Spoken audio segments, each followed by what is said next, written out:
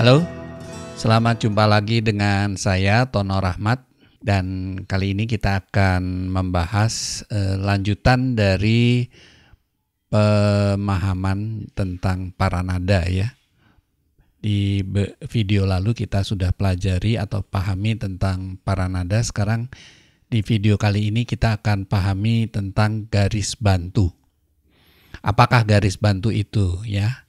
Dan untuk apa dibutuhkannya garis bantu dalam paranada atau di dalam notasi musik ya. Nah, garis bantu itu sebetulnya adalah garis yang membantu menunjukkan posisi not ya, posisi not di dalam paranada. Jadi kalau ada not yang lebih tinggi lagi yang perlu dituliskan, sementara di paranada sudah tidak dapat lagi ditulis di garis-garisnya, maka dibutuhkanlah adanya garis bantu ya. Nah, garis bantu ini dapat diletakkan di atas paranada ataupun diletakkan di bawah paranada ya.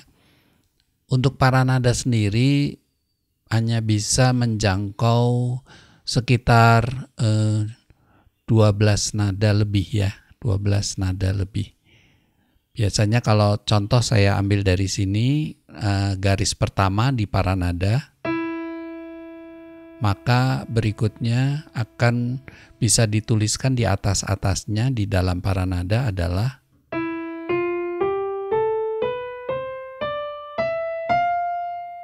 ya, hanya sampai di sini.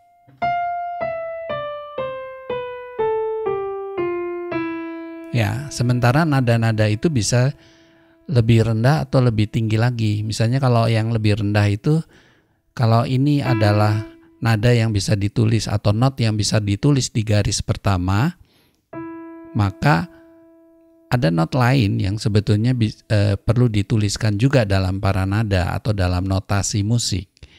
Misalnya ini lebih rendah kan, kemudian ini, dan masih banyak lagi ya, ataupun yang di atasnya ya. Misalnya ini garis pertama adalah not ini, garis paling tinggi ini, maka ada not-not lain yang mungkin perlu dituliskan di dalam notasi musik di atas ini ya, di atas not ini, yaitu misalnya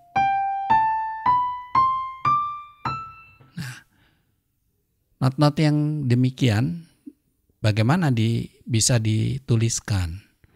Maka dibutuhkan adanya garis bantu. Dan garis bantu ini biasanya ditulis dalam garis yang pendek ya, disesuaikan dengan nanti notnya ya, terutama di kepala notnya ya. Jadi disesuaikan dengan kepala notnya. Jadi garis bantu ini tidak panjang seperti garis paranada, tapi pendek, hanya sesuai dengan not yang perlu dituliskan di garis bantu tersebut. Ya. Nah, garis bantu ini juga nanti di video-video mendatang akan kita temukan, misalnya ada 1 garis, ada yang 2 garis, ada yang 3 garis gitu ya. Dan ya mungkin idealnya hanya sampai 4 garis ya. Kalau lebih dari 4 garis akan sulit membacanya. Nah, garis-garis tersebut yang misalnya 1 garis bantu atau kemudian berikutnya 2 garis bantu, 3 garis bantu gitu ya. Itu jarak garis yang atas dengan yang bawahnya itu sama. Ya, sama lebarnya dengan jarak-jarak garis yang ada di paranada.